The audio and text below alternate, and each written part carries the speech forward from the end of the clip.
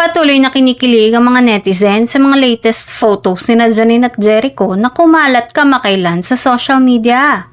Sa mga bagong kuha, makikita ang dalawa na tila maagang nag-celebrate ng Pasko kasama ang pamilya ni Janine. Isang simpleng salo-salo na puno ng saya at warm na samahan. Kapansin-pansin ang pagiging komportable ni Echo sa pamilya ng aktres na para sa marami ay indikasyon ng lalim ng kanilang relasyon. Bukod dito, muling umagaw ng pansin ang mga nakaraang larawan kung saan makikitang kasama naman ni Echo sa Christmas get-together ni Janine at ang kanyang malalapit na kaibigan. Natural ang kanilang kilos, tawanan, kwentuhan at walang arte na lalong nagpatibay sa impresyon ng mga tagahanga na swak ang dalawa hindi lamang bilang magkasama sa trabaho kundi pati sa personal na buhay. Bagamat nananatiling pribado sina Janine at Jericho pagdating sa detalye ng kanilang relasyon, malinaw sa mga larawang ito na pareho silang masaya at komportable sa piling ng isa't isa.